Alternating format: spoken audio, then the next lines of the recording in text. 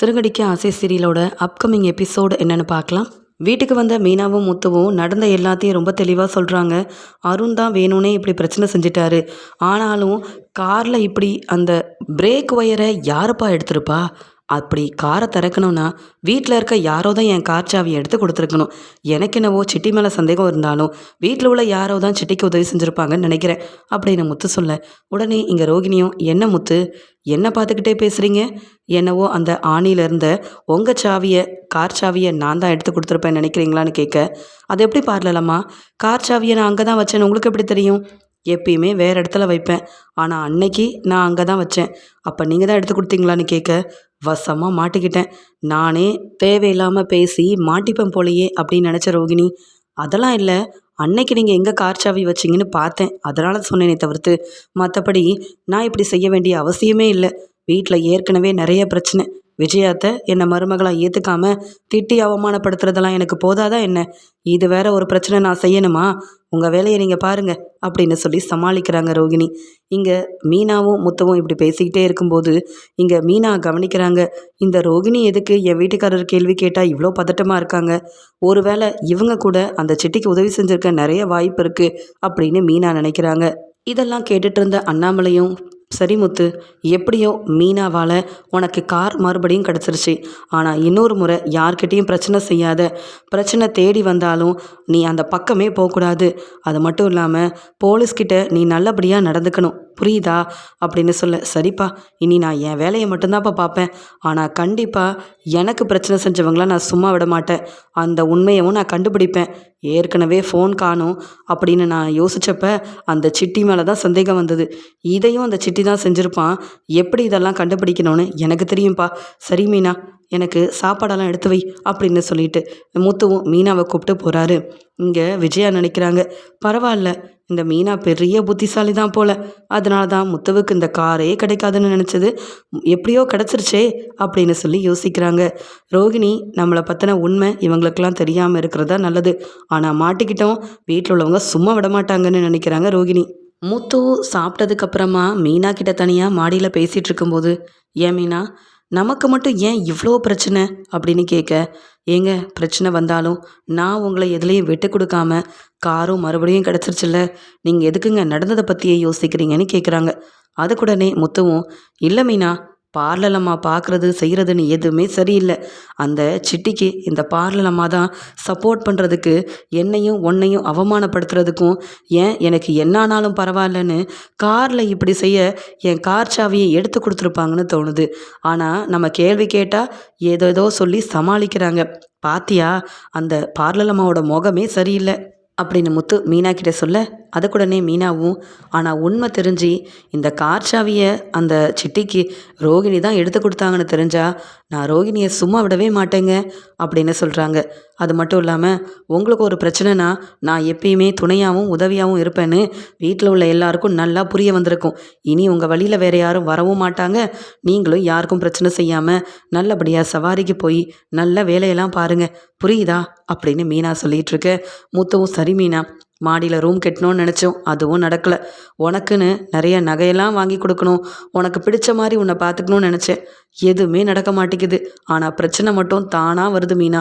அதெல்லாம் சமாளிக்க எனக்கு தைரியமே இல்லாதப்ப நீ என் கூட இருக்க போய் தான் எனக்கு கொஞ்சமாவது என் காரும் கிடச்சி நான் இப்போ நிம்மதியாக இருக்கேன். உன்னால தான் மீனா நான் இன்றைக்கி சந்தோஷமாக இருக்கேன் அப்படின்னு சொல்லி மீனாவும் முத்துவும் கார் கிடச்சதுனால சந்தோஷமாக பேசிகிட்டு இருந்தாலும் ரோகிணி மேலே மீனாவுக்கு இருக்கிற சந்தேகம் மட்டும் குறையவே இல்லை. இங்கே சீதா மீனாக்கு ஃபோன் பண்ணுறாங்க. அக்கா, என்னக்கா, ஏதாவது பிரச்சனையா? 2-3 நாள் அம்மாவை பார்க்க நீ பூக்கடைக்கும் வரல, நம்ம வீட்டுக்கும் வரல. நான் ஃபோன் பண்ணாலும் நீ எடுக்கவே இல்லையே. என்னக்கா, ஏதாவது பிரச்சனைன்னா சொல்லு, நான் வீட்டுக்கு வரேன்க்கா, என்னால் முடிஞ்ச உதவி செய்வேன்ல. ஏதாவது பிரச்சனையா சொல்லுக்கா அப்படின்னு ரொம்ப பதட்டமாக சீதா கேட்க, அதுக்குடனே மீனாவும், பிரச்சனையெல்லாம் இருந்தது சீதா, ஆனால் இப்போ அந்த பிரச்சனையிலேருந்து வெளியில் வந்து நானும் உன் மாமா முத்துவும் ரொம்ப சந்தோஷமாக இருக்கோம். நான் இதை பற்றிலாம் பேசுகிறதுக்காக அம்மாவை பார்க்க வரணும்னு நினச்சேன். என்ன, வீட்டில் கொஞ்சம் வேலை இருந்தது, அது மட்டும் இல்லை. இப்போ எந்த பிரச்சனையும் இல்லை சீதா, நீ பயப்படாமல் இரு. நீங்கள் எல்லாரும் நல்லா இருக்கீங்கல்லன்னு மீனா கேட்க, உன்னை பார்க்கணும் தான் அம்மா சொல்லிக்கிட்டே இருந்தாங்க. உனக்கு என்ன பிரச்சனையோ தெரியலன்னு அம்மாவும் நானும் ரொம்ப பயந்துட்டோம் தெரியுமா? இப்போ தான் கொஞ்சம் மனசுக்கு நிம்மதியாக இருக்குது. சரிக்கா, நீ கண்டிப்பாக வீட்டுக்கு வரும்போது ஃபோன் பண்ணு. நானும் உங்ககிட்ட நிறைய பேச வேண்டியது இருக்குன்னு சொல்கிறாங்க. நான் பூவெல்லாம் கொடுத்துட்டு உங்களை பார்க்க வரேன் அப்படின்னு சொல்லிட்டு ஃபோனை வைக்கிறாங்க மீனா. இப்படி மீனா தன்னுடைய தங்கச்சிக்கிட்ட பேசிகிட்டு இருக்கிறத விஜயா கவனிக்கிறாங்க. உடனே விஜயாவும் மீனா ஃபோனை வச்ச உடனே கேள்வி கேட்குறாங்க. ஏன் மீனா, நிஜமாவே வெளியில் நீ போறியே பூ கொடுக்கணும்னு, பூ கொடுத்து சம்பாதிக்க தான் போறியா, இல்லை உன் வீட்டில் உள்ளவங்க கிட்ட தினமும் பேசுறதுக்காக போறியான்னு கேட்குறாங்க. உடனே மீனாவும் என் வேலையெல்லாம் முடிச்சுட்டு என் அம்மா கிட்ட கொஞ்ச நேரம் பேசிகிட்டு இருந்தா எனக்கு சந்தோஷமாக இருக்கும். எவ்வளோ பெரிய பிரச்சனை வந்தாலும் என் குடும்பமே எனக்கு துணையாக நிற்பாங்கன்ற நம்பிக்கை இருக்கிறதுனால தான் அவங்கள போய் பார்த்துட்டு வருவேன். 2 நாள் அவங்கள பார்க்க போகலான்னு உடனே எனக்காக நிற்கிற என் குடும்பம் தனத்தை ஃபோன் பண்ணி என்ன ஏதுன்னு கேட்குறாங்க. வீட்லேயே இருக்கிற யாரும் என்னை மதிக்கவும் மாட்டேங்கிறீங்க, எனக்கும் என் வீட்டுக்காரருக்கும் பெருசாக சப்போர்ட் பண்ணவும் மாட்டேங்கிறீங்க. அப்படி இருக்கும்போது எங்கள் அம்மா கிட்ட தினமும் கூட நான் போய் பேசக்கூடாதா? இதில் என்ன தப்பு இருக்குது அப்படின்னு கேட்க, இல்லை, அங்கே போய் பேசுகிறதுக்கு பதிலாக வீட்டில் வந்து வீட்டு வேலையை செய்யலாம்ல. நீ இந்த வீட்டு மருமக தானே, அங்கே போகணும்னு என்ன அவசியம் இருக்குன்னு சொல்கிறாங்க. நான் உங்கள் பையன் முத்துக்கிட்ட கேட்டுட்டு தான் அங்கே போகிறேன். ஆனால் நீங்கள் இப்படி பேசுகிறத என்னால் ஒத்துக்க முடியாது. அப்பப்போ உங்களுக்கு வேணும்னா பார்வதியத்தை வீட்டுக்கு போகிறீங்க, உங்கள் பையன் மனோஜ்கிட்ட நிறைய நேரம் உட்காந்து பேசுகிறீங்க. ஆனால் எனக்குன்னு இருக்கிறது இந்த வீட்டில் என் வீட்டுக்காரரும் அங்கே என் அம்மா தங்கச்சின்னு எல்லாரும் தான். என் அப்பாவும் அங்கே இல்லை. அதனால் அடிக்கடி போய் கொஞ்சம் பார்த்துட்டு வந்தால் அவங்களும் சந்தோஷமாகவும் நிம்மதியாகவும் இருப்பாங்க. நான் வீட்டு வேலையெல்லாம் சரியாக தான் செய்கிறேன் அப்படின்னு சொல்லி அனுப்பிடுறாங்க. உடனே இந்த மீனா என்ன கேட்டாலும் எதிர்த்து பேச தான் செய்வா. அந்த வீட்டில் உள்ளவங்க என்னவோ பெரிய பணக்கார வீட்டில் உள்ளவங்க மாதிரி தன்னுடைய அம்மாவை பார்க்கணும், தங்கச்சியை பார்க்கணுன்னு அங்கே இருக்கிற பொறுப்பு இந்த வீட்டில் இல்லையே இந்த மீனாவுக்கு அப்படின்ற மாதிரி விஜயா ரொம்ப கோவமாக மீனாவை முறைச்சிக்கிட்டே போகிறாங்க. மீனாவும் வீட்டு வேலையெல்லாம் செஞ்சுட்டு பூ கொடுக்கறதுக்காக கிளம்பி போகிறாங்க. ஒவ்வொரு இடத்துலையும் பூவெல்லாம் கொடுத்துட்டு வராங்க. தன்னுடைய அம்மாவை பார்க்கணும் அப்படின்னு நினச்சிட்டு மீனாவும் முத்துவுக்கு ஃபோன் பண்ணி சொல்லிவிட்டு அவங்க அம்மாவை பார்க்க வீட்டுக்கு கிளம்பி போகிறாங்க. இங்கே சீதாவும் மீனாவோட அம்மாவுக்கு சாப்பாடெல்லாம் கொடுத்துட்ருக்காங்க. என்னம்மா, எவ்வளோ நேரம் கடையில் நின்று வேலை பார்க்குறீங்க, சரியாக சாப்பிடலன்னா உங்களுக்கு ஏதாவது ஆச்சுன்னா நாங்கள் என்னம்மா செய்கிறது? அக்காவும் இப்போ வீட்டில் இல்லை, நான் தானே உங்களை நல்லா கவனிக்கணும் அப்படின்னு சீதா அவங்க அம்மாவுக்கு புரிய வச்சு சாப்பாடெல்லாம் கொடுத்துட்ருக்க. அங்கே மீனாவும் போகிறாங்க. என்னம்மா, இப்போ தான் வீட்டுக்கு வந்தீங்களான்னு கேட்க, ஆமாம் மீனா, கடையில் இன்றைக்கி நல்ல வேலை இருந்தது. நிறைய பேர் வந்து பூ வாங்குறது மாலை வாங்குறதுன்னு நிறைய வேலை நின்று செஞ்சுக்கிட்டே இருந்தேன். இப்போ தான் சாப்பிட நேரமே கிடச்சிதுன்னு சொல்கிறாங்க. உடனே சீதாவும், அக்கா ஏதோ பிரச்சனை நடந்தது, அதுலேருந்து எப்படியோ சமாளித்து வெளியில் வந்துட்டோன்னு சொன்னியே, என்னக்கா பிரச்சனை அப்படின்ற மாதிரி இங்கே சீதா கேட்குறாங்க. உடனே மீனாவும், அதை ஏன் சீதா கேட்குற, 2-3 நாள் சரியாக சாப்பிடாம என் வீட்டுக்காரரை பற்றியே யோசிச்சுட்டு அவருக்காக போலீஸை போய் பார்க்குறது, தெரிஞ்சவங்க கிட்டலாம் மன்னிப்பு கேட்குறதுன்னு எவ்வளோ பெரிய பிரச்சனை நடந்துருச்சு தெரியுமா அப்படின்னு நடந்த எல்லாத்தையுமே தன்னுடைய அம்மா கிட்டேயும் சீதா கிட்டேயும் ரொம்பவே தெளிவாக மீனா சொல்கிறாங்க. அங்கே வேலை பார்க்குற அந்த அருணால தான் பெரிய பிரச்சனையே உன் முத்துமாமாவுக்கு வந்தது. அவர் காரில் பிரேக் இல்லைன்னு தெரிஞ்சு இருந்தும் அருண் தான் யாரும் உண்மையை சொல்லக்கூடாதுன்னு இப்படிப்பட்ட வேலையை செஞ்சு எங்களையே மாட்டி விடணும்னு நினச்சிருக்காரு. ஏன் உன் மாமா கார் மூலமாக எந்த ஒரு வருமானமும் பார்க்கக்கூடாது, அந்த கார் உன் மாமாவுக்கு கிடைக்கவே கூடாதுன்னு நினச்சிருக்காரு தெரியுமா? எப்படியோ எல்லாருக்கும் உண்மை தெரிய வந்து நாங்களும் சந்தோஷமாக கார் எடுத்துகிட்டு வந்துட்டோம். இனி அந்த அருணாக இருக்கட்டும், வேறு யாரும் எங்கள் வழிக்கு வராமல் இருந்தால் அதுவே போதும். ஆனாலும் என்ன, இப்படிலாம் செஞ்சது யாருன்ற உண்மையை கண்டுபிடிக்கணும்னு ஓ மாமா முத்து சொல்லிட்டு இருந்தாரு அப்படின்னு சொல்லும்போது, அக்கா நீ ஏதோ ஒரு போலீஸை பற்றி பேசுனியே, அவர் பேர் என்ன அப்படின்னு கேட்க, அதான் அருண் அப்படின்னு கேள்விப்பட்டேன்னு சொல்ல, அருணா, அவர் எங்கே வேலை பார்க்குறாரு அப்படின்னு சொல்லும்போது மீனாவும் அதை எல்லாத்தையும் தெளிவாக சொல்கிறாங்க. இதை கேட்ட உடனே சீதா பேரதிர்ச்சி அடைகிறாங்க. நான் விரும்புகிற அருணா நம்ம முத்து மாமாவுக்கு இவ்வளோ பெரிய பிரச்சனை செஞ்சுருக்காரு, என்னால் நம்பவே முடியலையே. அக்காவும் மாமாவும் எவ்வளோ கஷ்டப்பட்டுருப்பாங்க.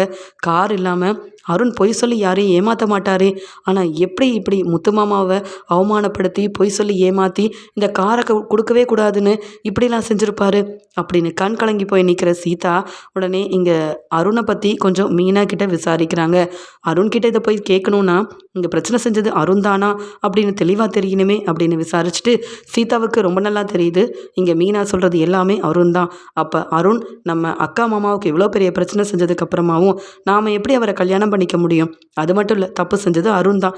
தப்பே செய்யாத என் மாமாவை அவமானப்படுத்தி காரை எடுக்க விடாமல் செஞ்சது அந்த அருண் தானே, அவரை சும்மா விடக்கூடாது அப்படின்ற கோவத்தில் சீதா உடனே அங்கேருந்து கிளம்ப மீனா சொல்கிறாங்க, என்ன சீதா பேசிகிட்டு இருக்கும்போது எங்கே கிளம்புற, யாரை பார்க்க கிளம்புற, இப்போ தானே வேலையிலேருந்து வந்திருக்க அப்படின்னு கேட்க, வேற ஒன்றும் இல்லைக்கா, நீ தான் அந்த அருணை பற்றி சொன்னியே, அருண் இப்படிப்பட்டவர்னு தெரியாம அவரை நான் விரும்பிட்டேன்க்கா. நான் ஒருத்தர் விரும்புகிறதா சொன்னேன்ல, அது நீ சொல்கிற அந்த அருணை தான் அப்படின்னு இங்கே சீதா அழுகுறாங்க.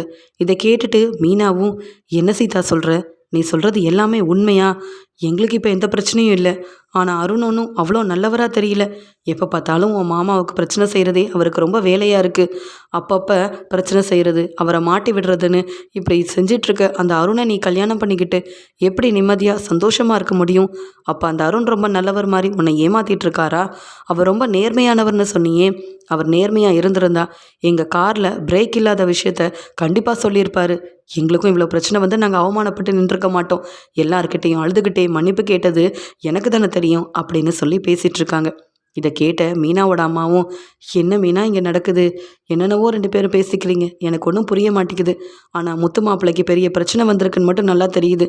எப்படியோ இப்போ முத்து மாப்பிள்ளை சந்தோஷமாக காரெல்லாம் எடுத்து அவர் வேலைக்கு கிளம்பிட்டாருல்லன்னு சொல்ல, பிரச்சனை எதுவும் இல்லைம்மா, மறுபடியும் அந்த அருணால் பிரச்சனை வந்துடக்கூடாதுன்ற பயம் மட்டும்தான் இருக்குது அப்படின்னு சொல்ல, யாராக இருந்தாலும் தப்பு செஞ்சவங்க மட்டும்தான் தலை குனிஞ்சு நிற்கணும். முத்து மாப்பிள்ளை கண்டிப்பாக எல்லாருக்கும் உதவி செய்கிறவர், அவருக்கு எல்லாமே நல்லதாக தான் நடக்கும்னு மீனாவோட அம்மா சொல்லிட்டு இருக்காங்க. உடனே சீதா சொல்கிறாங்க, அக்கா நீ என் கூட கிளம்பி வா, நான் உனக்கு ஒரு விஷயத்த சொல்கிறேன் அப்படின்னு சொல்கிறாங்க. என்னன்னு கேட்க, இனி அந்த அருணால் கண்டிப்பாக உனக்கும் இல்லை மாமாவோட வேலைக்கோ மாமாவுக்கோ எந்த பிரச்சனையும் வராதுக்கா.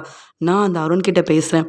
இப்படிப்பட்ட ஒருத்தரை விரும்பியிருக்கேனேன்னு நினைக்கிறதே எனக்கு ரொம்பவே அவமானமாக இருக்குது.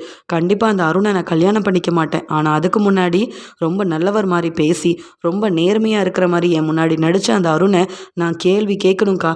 அவரை அவமானப்படுத்தணும். என் மாமாவுக்கு இவ்வளோ பெரிய பிரச்சனை செஞ்சது ஏன்னு நான் கேட்டு தெரிஞ்சுக்கணும்க்கா. அவர் ரொம்ப நல்லவர்ன்றதுனால தான் நானே வெறுமனே அவரை கல்யாணம் பண்ணிக்கணும்னு ஆசைப்பட்டேன். இதை பற்றி மாமாக்கிட்டேயும் சொல்லணும். நீங்கள் எல்லாரும் ஒத்துக்கிட்டதுக்கு அப்புறமா தான் எனக்கும் அருணுக்கும் கல்யாணம் நடக்கும்னு நினச்சேன். ஆனால் இனி எனக்கு அருணும் வேண்டாம், இந்த கல்யாணமும் வேண்டாம். ஆனால் தப்பு செஞ்ச அருணை நான் மாமாவுக்காக சும்மா விடவே மாட்டேன். எனக்கு அருணை விட நீயும் முத்து மாமாவும் தான் முக்கியம் அப்படின்னு கண் கலங்கிக்கிட்டே மீனாவை கூப்பிட்டு அங்கேருந்து கிளம்புறாங்க. ஏற்கனவே அருண் தான் மேலே இருக்கிற தப்பை மறைச்சி முத்து மேலே தான் தப்பு இருக்குன்னு சொல்லி முத்துவை ஏமாற்றி உண்மை எல்லாத்தையும் மறைச்சதுக்காக இங்கே முத்துவுக்கு கார் கிடைச்சாலும் அருணுக்கு பெரிய பிரச்சனை தன்னுடைய வேலையில் வருது. இங்கே அருணை ஒரு வாரம் இங்கே வேலைக்கே வரக்கூடாதுன்னு சொல்லி நேர்மையாகவே இல்லாத அருணுக்கு சரியான பதில் கொடுத்து வீட்டுக்கு அனுப்பிடுறாங்க போலீஸ். அதனால் ரொம்ப மனவேதனையில் அருண் வீட்டில் இருக்காரு. அந்த சமயம் சீதா தன்னுடைய அக்கா மீனாவை கூப்பிட்டுட்டு அருணோட வீட்டுக்கே ரொம்ப கோவமாக கிளம்பி போகிறாங்க. அங்கே சீதா வரதை பார்த்த உடனே அருணோட அம்மாவும், என்னம்மா சீதான்னு கேட்க, இங்கே மீனாவும் வந்திருக்கிறத பார்த்துட்டு, சீதா இவங்க உன் அக்கா தானே, வந்து உட்காருங்கம்மா, நான் காஃபி போட்டு கொண்டு வரேன்னு உபசரிக்கிறாங்க. ஆனால் மீனாவும் சீதாவும் ரொம்ப கோவமாக இருக்கிறத அருண் கவனிக்கிறாரு. என்ன சீதா அப்படின்னு கேட்க, என்ன அருண் செஞ்சு வச்சுருக்கீங்க? இவங்க என் அக்கா மீனா, இவங்களை உங்களுக்கு தெரியுதான்னு கேட்கும்போது, நல்லாவே தெரியும். ஆனால் இவங்க உன்னோட அக்காவா அப்படின்னு கேட்க, ஆமாம், என் மாமாவோட காரை தான் நீங்கள் வாங்கி வச்சுக்கிட்டீங்க. அந்த காரில் பிரேக் இல்லைன்றது உங்களுக்கு தெரியும். ஆனால் என் மாமாவை அவமானப்படுத்தணும், அவர் வேலை செய்யக்கூடாதுன்னு சொல்லி நீங்கள் என்ன பிரச்சனை செஞ்சு வச்சுருக்கீங்க? நீங்கள் உண்மையாகவே நேர்மையானவராக இருந்திருந்தா நீங்கள் எதுக்கு உண்மையை மறைச்சிருக்கணும்? நல்ல வேலை, நீங்கள் வேலை செய்கிற இடத்துல அந்த போலீஸ் உண்மையை சொல்ல போய் தானே காரும் கிடச்சிருக்கு. என் மாமாவும் எந்த தப்பும் செய்யலைன்னு எல்லாருக்கும் புரிய வந்திருக்கு. நீங்கள் இப்படி என் மாமாவுக்கும் அக்காவுக்கும் ஒரு அவமானத்தை தேடி தந்திருப்பீங்கன்னு நான் எதிர்பார்க்கவே இல்லை. நீங்கள் ரொம்ப நல்லவர்னு நினச்சி உங்களை நான் விரும்பினேன், கல்யாணம் பண்ணணுன்னு ஆசைப்பட்டேன். அதுவும் என் அக்கா மாமா ஒத்துக்கிட்டால் மட்டும்தான் இந்த கல்யாணம் நடக்கணும்னு சொன்னேன். ஆனால் நானே சொல்கிறேன், தப்பு செஞ்சது நீங்கள். அதுவும் என் அக்காவும் மாமாவும் இப்படி கண் கலங்கி நிற்கிறதுக்கு காரணமாக இருந்திருக்கிறது நீங்கள். என் மாமா எப்பயும் தப்பே செய்ய மாட்டாங்கன்னு நான் எத்தனையோ முறை உங்ககிட்ட சொல்லியிருக்கேன். அவரை அவமானப்படுத்துறதுக்காக இப்படி ஒரு வேலையை செஞ்ச நீங்கள் எனக்கு கண்டிப்பாக வேண்டவே வேண்டாம். உங்களை நான் கல்யாணம் பண்ணிக்கவும் மாட்டேன். நான் உங்களை போய் விரும்பினேன்னு நினச்சதாலே எனக்கு தான் ரொம்ப அசிங்கமாக இருக்குது. நீங்கள் செஞ்சது எல்லாமே ரொம்ப பெரிய தப்பு. என் மாமாவும் அக்காவும் ரொம்ப பாவம். எங்கள் அப்பா இல்லைனாலும் எங்கள் குடும்பத்துக்காக தேவையானதெல்லாம் ஒவ்வொரு நேரமும் பார்த்து பார்த்து செய்கிறாங்க. நான் இப்போ படித்து ஒரு நல்ல வேலையில் இருக்கேன். அதே மாதிரி என் தம்பியும் படிப்பெல்லாம் முடிச்சிருக்கானா, அதுக்கு காரணமே என் அக்கா மட்டும் இல்லை, என் முத்து மாமாவும் தான். ஆனால் நீங்கள் அது எல்லாத்தையும் புரிஞ்சிக்காம ஒரு நல்லவராக இருந்த என் முத்து மாமாவு மேலே தப்பு இருக்குன்னு சொல்லி எல்லாரும் முன்னாடி அவமானப்படுத்தி என் அக்கா அழுதுகிட்டே எல்லார்கிட்டேயும் மன்னிப்பு கேட்குற நிலைமைக்கு கொண்டு வந்தீங்கன்னா நீங்கள் எனக்கும் என் குடும்பத்துக்கும் சரிப்பட்டு வரவே மாட்டீங்க. என் மாமா மாதிரி நீங்கள் இல்லவே இல்லை. முத்து மாமா தப்பு பண்ணியிருக்கலாம். அதுக்குன்னு தப்பு செஞ்சால் நீங்கள் சொல்கிறதெல்லாம் சரி, தப்பே செய்யாதவர்கிட்ட காரை வாங்கி வைக்கிறது, உண்மையை மறைக்கிறதுன்னு இப்படிப்பட்ட வேலையை செஞ்ச நீங்கள் எப்படிங்க நேர்மையாக இருப்பீங்க? உங்களை நம்பி நான் எப்படி கல்யாணம் பண்ணிக்கிறது அப்படின்னு முத்துவுக்காகவும் மீனாவுக்காகவும் கோவமாக இருந்த சீதா அருணை கேள்வி கேட்க, உடனே இங்கே அருணோட அம்மாவும், என்னம்மா சீதா சொல்கிற? என் பையன் தப்பே பண்ணியிருக்க மாட்டான். உனக்கு நல்லா அருணை பற்றி தெரியும். இப்போ ஏதோ ஒரு பிரச்சனைன்னு அருண் ஒரு வாரம் இங்கே வேலைக்கு போகாமல் வீட்டில் இருக்கக்கூடிய நிலமையில இருக்க நீயும் இப்படி வந்து திட்டினா எப்படிம்மா? அருண் என்னதான் நடக்குது? எனக்கு ஒன்றுமே புரியல அப்படின்னு சொல்ல, உடனே சீதா நடந்த எல்லாத்தையும் சொல்கிறாங்க. அருண் மேலே தான் தப்பு இருக்குது. தப்பு செய்யாத என் மாமாவை இந்த அருண் தான் அவமானப்படுத்தியிருக்காரு. என் மாமா வழியில் இனி இந்த அருண் வரவே கூடாது. இனி அருணுக்கும் எனக்கும் எதுவுமே இல்லை. நான் அருணை கல்யாணம் பண்ணிக்க விரும்பவே இல்லை. இப்படிப்பட்டவர் எனக்கு தேவையும் இல்லை. இந்த அருணை நான் கல்யாணம் பண்ணிக்கவே மாட்டேன்னு சொல்லிடுறாங்க. உடனே அருணோட அம்மாவும் மீனா கிட்ட சொல்கிறாங்க, மீனா, உன் நல்ல குணம் எனக்கு தெரியும். ஏதோ ஒரு தப்பு நடந்திருக்கு. என் பையன் தெரிஞ்சே இப்படிலாம் செஞ்சுருக்க மாட்டான். ஏதோ ஒரு கோவத்தில் புரியாமல் இப்படி செஞ்சுருப்பான். அதுக்குன்னு இப்போ உன் தங்கச்சி சீதா எடுக்கிற முடிவெல்லாம் தப்புன்னு நீதாம்மா சொல்லி புரிய வைக்கணும். அது மட்டும் இல்லாமல் நீங்கள் எல்லாரும் ரொம்ப நல்லவங்கன்னு எனக்கு தெரியும். ஏன் அருண் இப்படி செஞ்ச? யாருக்கும் தப்பு செய்யக்கூடாது, இப்படிப்பட்ட ஒரு வேலையை செய்யக்கூடாதுன்னு நியாயமாக நீ உன் வேலையை பார்ப்பியே. ஆனால் ஏன் அருண் இப்படி செஞ்சேன்னு கேட்க, உடனே அருணும் கண் கலங்கி போய் நிற்கிறாரு. சீதா, நான் சொல்கிறது கேளு. அது உன் முத்து மாமான்னு எனக்கு தெரியாது. அப்பப்போ என் வழியில் வந்து எனக்கு நிறையா பிரச்சனை செஞ்சுருக்காரு அந்த முத்து. அதனால தான் சரியான ஒரு நேரமாக பார்த்து அவரை மாட்டி விடணும்னு நினச்சேன். அதனால தான் தப்பு செய்யாத உன் மாமா மேலே தப்பு இருக்குன்னு காரையும் நிப்பாட்டி காரை தரமாட்டேன்னு பிரச்சனை செஞ்சேன்.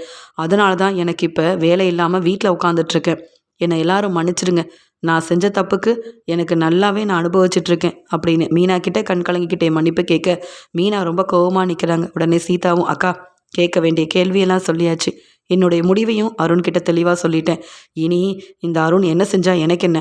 ஆனால் என் மாமா வழியிலையும் என் அக்காவுக்கும் பிரச்சனை செஞ்சால் இந்த அருண் மட்டும் இல்லை, வேறு யாராக இருந்தாலும் நான் சும்மா இருக்க மாட்டேன் அப்படின்ற மாதிரி சொல்லிட்டு கிளம்புறாங்க. உடனே அருணும், நில்லு சீதா, நான் உண்மையை தான் சொல்கிறேன். நான் செஞ்ச தப்புக்கு எல்லார்கிட்டேயும் உன் மாமா கிட்ட கூட மன்னிப்பு கேட்குறேன். ஆனால் என்னை கல்யாணம் பண்ணிக்க மாட்டேன்னு சொல்லாத. என்னை நீ தப்பாக நினைக்காத. நான் உண்மையாகவே நேர்மையாக என்னுடைய வேலையை செஞ்சிட்ருந்தேன். ஆனால் இப்படிலாம் நடக்கணும்னு நான் எதிர்பார்க்கவே இல்லை. முத்துவால் எனக்கு நிறைய பிரச்சனை வந்தது. அதனால் முத்து மேலே உள்ள கோவத்தில் தப்பே செய்யாத முத்துவை மாட்டி விடணும்னு நினச்சது பெரிய தப்பு தான். என் வேலையில் நான் இப்படி நேர்மை இல்லாமல் எதையும் நான் செஞ்சதில்லை. ஆனால் நான் செஞ்ச தப்புக்கு எல்லார்கிட்டேயும் மன்னிப்பு கேட்குறேன். உங்கள் தங்கச்சி சீதா கிட்ட சொல்லுங்கள், இந்த கல்யாணம் வேண்டான்னு முடிவெடுத்தா ஏற்கனவே மனவேதனையில் இருக்கேனா என்ன செய்கிறது சொல்லுங்கள். சீதாவை தான் நான் மனைவியாக ஏற்றுக்கணுன்ற ஒரு முடிவில் இருக்கும்போது என்னை பற்றி சீதா இப்படி தப்பாக புரிஞ்சுப்பான்னு நான் எதிர்பார்க்கவே இல்லை அப்படின்னு ரொம்பவே அழுகிறாங்க. இங்கே மீனா கிட்ட மன்னிப்பு கேட்குறது மட்டும் இல்லாமல் நான் முத்துக்கிட்டேயும் வந்து மன்னிப்பு கேட்குறேன். எங்கள் கல்யாணத்தை நீங்கள் தான் நடத்தி வைக்கணும். சீதா கிட்ட நான் நல்லவர் தான்னு சொல்லி நீங்கள் தான் புரிய வைக்கணும். நான் தப்பு செஞ்சிட்டேன். எவ்வளவோ நீங்கள் மன்னிப்பு கேட்டீங்க, பேச வந்தீங்க. அப்போல்லாம் உங்களை அவமானப்படுத்தி அனுப்புனேன். அதனால தான் சீதா முன்னாடி தலை குனிஞ்சி பதில் பேச முடியாமல் அழுதுகிட்டே இப்படி ஒரு நிலைமையில நான் நிற்கிறேன்னு சொல்லி அருணும் கண் கலங்கி பேசுகிறாரு. உடனே மீனாவும், நீங்கள் செஞ்ச தப்புக்கு உண்மையாகவே மனசு மாறி இருந்தீங்கன்னா கண்டிப்பாக என் தங்கச்சி சீதாவை நீங்கள் கல்யாணம் பண்ணிக்கலாம். ஆனால் என் வீட்டுக்காரர் முத்து உங்கள் மேலே ரொம்ப கோவத்தில் இருக்கார். அப்படிப்பட்ட வேலையை தான் நீங்கள் செஞ்சுருக்கீங்க. அவர் என்றைக்கும் பொய் சொல்ல மாட்டார். எல்லாருக்கும் என் வீட்டுக்காரர் உதவி செய்யணும்னு நினைப்பார். அப்படிப்பட்டவரை நீங்கள் போலீஸ் முன்னாடி அவமானப்படுத்தி காரை தரமாட்டேன்னு சொல்லி அவரை வேலையே செய்ய முடியாத ஒரு நிலைமைக்கு கொண்டு வந்தீங்களே, எப்படிங்க உங்களை நம்ப முடியும்? நீங்கள் நல்லவர் தான் அப்படின்னு நாங்கள் நம்புகிற மாதிரி நீங்கள் முதல்ல நடந்துக்கோங்க. அதுக்கப்புறமா என் தங்கச்சி மனசு மாறி உங்களை கல்யாணம் பண்ணிக்கணுமா வேண்டாமான்னு சீதாவே முடிவெடுக்கட்டும். அது வரைக்கும் இந்த கல்யாணத்தை பற்றி நீங்கள் பேசவே பேசாதீங்க. அப்படியே நீங்கள் சீதாவை கல்யாணம் பண்ணிக்கணும்னு நினச்சாலும் இதுக்கு சீதாவும் ஒத்துக்க மாட்டா. என் வீட்டுக்காரரும் இந்த கல்யாணம் நடக்கக்கூடாதுன்னு தான் சொல்வார். இதுக்கு மேலே நான் எதுவும் பேச தயாராகவே இல்லைன்னு சொல்லிட்டு மீனா ரொம்ப கோவமாக அங்கேருந்து கிளம்புறாங்க. உடனே அருண் சீதா கிட்ட சொல்கிறாரு, என்ன சீதா, நீ கூடவா என்னை நம்பலை? இதோ கோவத்தில் தெரியாமல் இப்படி ஒரு தப்பை பண்ணிட்டேன். இனி யாருக்குமே இந்த மாதிரி ஒரு தப்பை நான் செய்யவே மாட்டேன். நீ என் வாழ்க்கையில் வரணுன்றதுக்காக தான் ஒவ்வொரு நாளும் நான் ஆசைப்பட்டுட்ருக்கேன். ஆனால் ஓ மாமாவால் எனக்கு பிரச்சனை வருது. என்னால் அந்த முத்து அவமானப்பட்டதுன்னு இப்படிலாம் நடக்கும்னு நான் எதிர்பார்க்கவே இல்லை. உன்கிட்ட மட்டும் இல்லை, உன் வீட்டில் உள்ளவங்க, உன் மாமா முத்துன்னு எல்லார்கிட்டேயும் நான் மன்னிப்பு கேட்க தயாராக இருக்கேன். ஏன்னா நான் தான் தப்பு செஞ்சுருக்கேன். அதை நான் எப்போவோ புரிஞ்சுக்கிட்டேன். இப்போ நான் வேலை இல்லாமல் இருக்கேன். அதுக்கும் காரணம் அந்த முத்து இல்லை, நான் செஞ்ச தப்பால தான். அதனால் நான் எல்லார்கிட்டேயும் மன்னிப்பு கேட்குறேன். ஆனால் என்னை கல்யாணம் பண்ணிக்க மாட்டேன், நான் வேண்டான்றதை மட்டும் என்கிட்ட சொல்லவே சொல்லாத. என்னை மன்னிச்சிரு சீதா. நான் செஞ்ச தப்பை நான் புரிஞ்சுக்கிட்டேன். இனி இப்படியெல்லாம் செய்ய மாட்டேன்னு சீதா கிட்ட அழுதுகிட்டே மன்னிப்பு கேட்டுக்கிட்டே இருக்க, உடனே அருணோட அம்மாவும், ஆமாம் சீதா, உன்னை எங்களுக்கு எல்லாருக்கும் பிடிச்சிருக்கு. உன்னை சீக்கிரமாகவே உங்கள் அம்மா கிட்ட பொண்ணு கேட்க வரணும், சீக்கிரமாக என் பையனுக்கு உனக்கு கல்யாணம் பண்ணி வைக்கணும்னு நினச்சேன். அதுக்குள்ளே இப்படி ஒரு பிரச்சனை வரும்னு நான் நினைக்கல. நீ என்ன சொன்னாலும் நாங்கள் கேட்குறோன்னு சொல்லும்போது சீதா சொல்கிறாங்க, என் மாமா கிட்ட போய் மன்னிப்பு கேட்டு என்னை கல்யாணம் பண்ணிக்கணும்னு ஆசைப்படுற விஷயத்த சொல்லுங்கள். என் முத்து மாமா ஒத்துக்கிட்டா மட்டும்தான் இந்த கல்யாணம் நடக்கும். அது வரைக்கும் என்னை பார்க்க வராதீங்க, என்கிட்ட பேசாதீங்க. நீங்கள் ரொம்ப நேர்மையானவர்னு நினச்சேன். ஆனால் இப்போ தான் புரிஞ்சுக்கிட்டேன் நீங்கள் யார், எப்படிப்பட்டவர்னு. என் மாமா மனசு மாதிரி இந்த கல்யாணத்துக்கு ஒத்துக்கிட்டா கல்யாணம் நடக்கும், இல்லைனா என்னை மறந்துடுங்க அப்படின்னு சொல்லிட்டு சீதா நல்லா வெளுத்து வாங்கிட்டு செஞ்ச தப்பை அங்கே அருணுக்கு புரிய வச்சுட்டு முத்து மீனாவை விட்டு கொடுக்காம பேசிட்டு வந்துடுறாங்க. அப்போ தான் அருண் புரிஞ்சுக்கிறாரு, நான் செஞ்ச தப்புக்கு இப்போ சீதா மேலே ஆசைப்பட்டு கல்யாணம் நடக்கும்னு நினச்சது கூட நடக்காமல் ஆயிரும் போல். கண்டிப்பாக நான் மீனா முத்துக்கிட்ட மன்னிப்பு கேட்டு அவங்க மனசை மாற்றணும். நான் சீதாவை கல்யாணம் பண்ணிக்க அவங்கக்கிட்ட கேட்டு கல்யாணத்தையும் கண்டிப்பாக செய்யணும்.